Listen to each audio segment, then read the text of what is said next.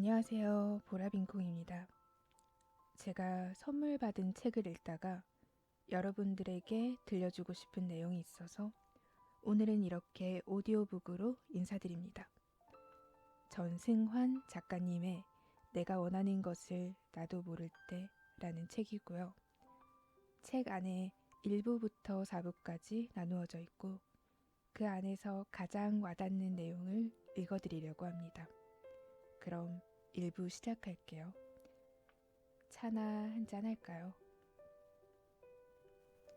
가끔은 모든 걸 내팽개치고 훌쩍 떠나고 싶은 기분이 듭니다.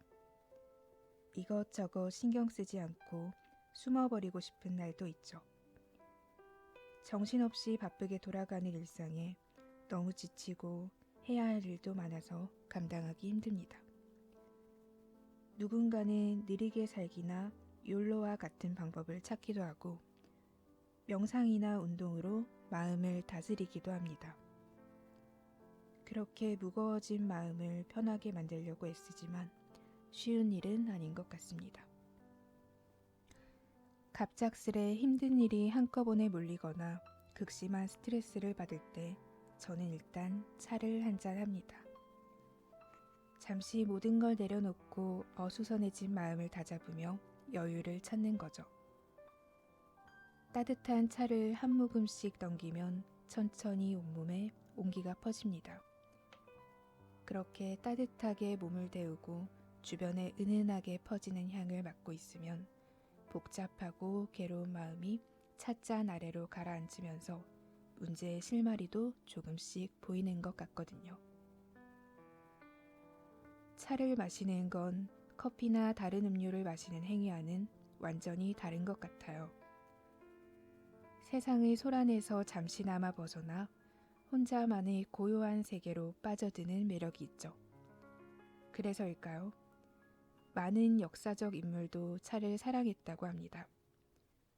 특히 나폴레옹의 단 하나뿐인 취미가 바로 차 마시는 일이었다고 하죠. 하루에 겨우 4시간만 자면서 온종일 유럽 정복의 꿈을 꾸었던 야심가였지만 차를 마시는 시간만큼은 마음을 편하게 내려놓았겠죠. 마음이 편할 때나 편치 않을 때나 차를 마시는 시간은 늘 온화한 매력을 갖고 있습니다. 사람과 사람이 만나 편하게 이야기를 나누게 하는 힘도 깃들어 있죠. 이러한 차의 매력을 김소연 시인은 마음사전에서 이렇게 표현합니다.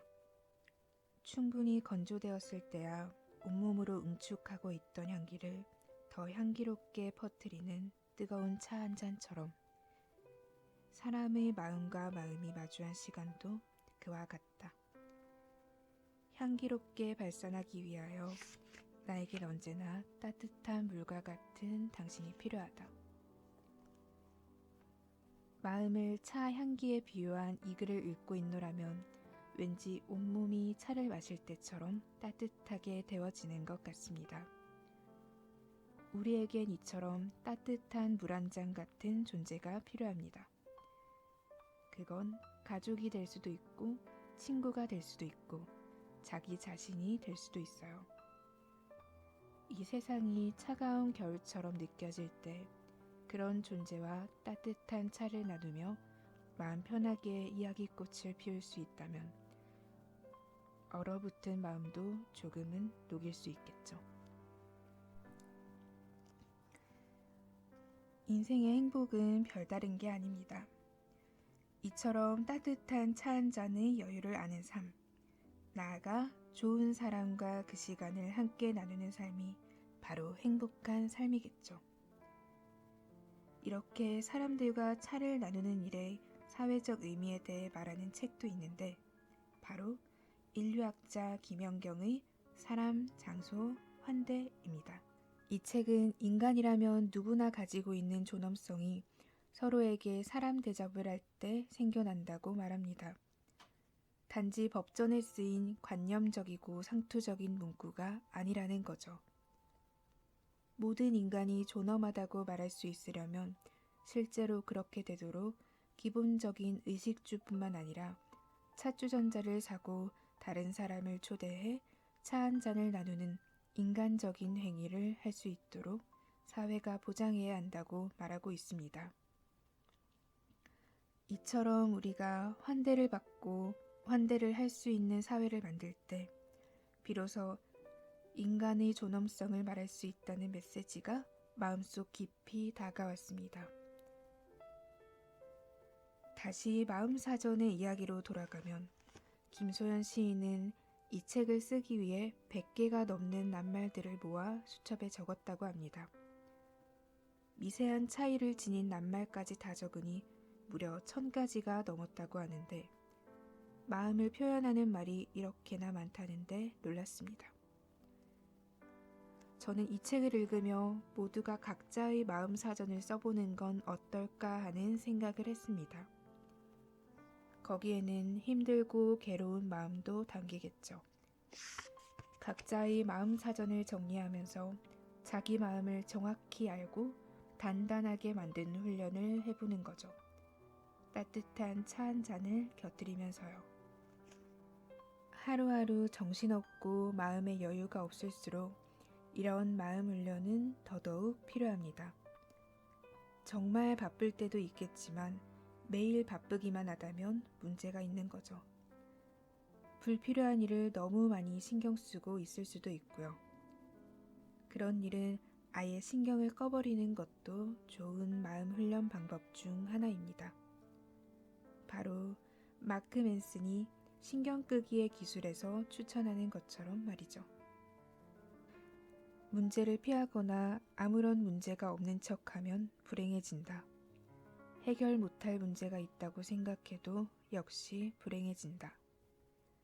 중요한 건 처음부터 문제 밖에 자리하는 게 아니라 문제를 해결하는 거다.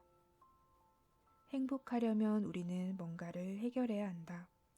그러므로 행복은 일종의 행동이며 활동이다. 행복은 가만히 있으면 주어지는 것이 아니다. 맨슨은 우리가 좀 더 편하고 행복하게 살기 위해서는 쓸데없는 걱정을 줄이고 꼭 필요한 걱정만 해야 한다고 말합니다. 불필요한 걱정이 많아지면 꼭 필요한 걱정을 못하게 됩니다. 정작 중요한 문제를 해결할 수 없게 되는 거죠. 그렇게 외면해버린 걱정거리는 나중에 눈덩이처럼 불어나서 다시 돌아오더라고요. 이 책은 우리가 모든 일에 신경을 꺼야 한다고 말하는 게 아니라 꼭 필요한 일에만 신경을 써야 한다는 점을 잘 말해줍니다. 저 역시 행복해지는 연습을 해요에서 비슷한 이야기를 한 적이 있습니다. 행복은 가만히 주어지는 것이 아니라 제대로 된 연습과 실천을 통해 누릴 수 있는 것이라고 말이죠. 가족이 행복해지기 위해서는 배려와 사랑이 필요하고 틀어진 친구 관계를 회복하기 위해서는 오해와 갈등을 풀어야 하며 우리가 보다 행복하기 위해서는 엉뚱한 문제를 풀고 있거나 직면한 문제를 회피해서는 안 되고 적극적으로 부딪혀서 해결해야 합니다. 처음에 가끔씩 모든 걸 내팽개치고 훌쩍 떠나고 싶은 기분이 든다는 이야기를 했습니다. 차를 마시는 시간은 다시 말해 인생에서 정말 중요한 게 뭔지 분명히 알아가는 시간입니다. 신경 꺼도 되는 일에 신경 쓰느라 정작 중요한 걸 놓치고 있거나 외면하고 있다면 결코 행복할 수 없으니까요. 그렇다면 신경을 써야 되는 일과 신경을 꺼도 되는 일은 어떻게 구분할까요? 심리치료사 크리스텔 프티콜랭의 나는 생각이 너무 많아는 우리가 편하고 행복하게 살고 싶다면 가장 먼저 자기 자신을 돌보고 사랑하라고 말합니다. 자기 사랑이 가장 먼저다. 자존감의 중심에는 무조건적인 자기 사랑이 있다. 자기애는 자존감의 가장 뿌리 깊은 토대다. 사람은 자기에 대한 사랑으로 인생의 모든 시련을 버텨낸다. 내 문제가 아닌 다른 문제로 생각이 너무 많거나 신경 쓰지 않아도 될 일에 여유를 뺏겨 정작 자신을 돌보지 못한다면 삶은 불행해집니다. 행복과 불행은 결국 스스로 만드는 것입니다. 내면에 있는 아이를 어루만지고 토닥이며 사랑해주세요. 그래야 우리는 어떤 시련에도 흔들리지 않는 단단한 힘을 기를 수 있습니다.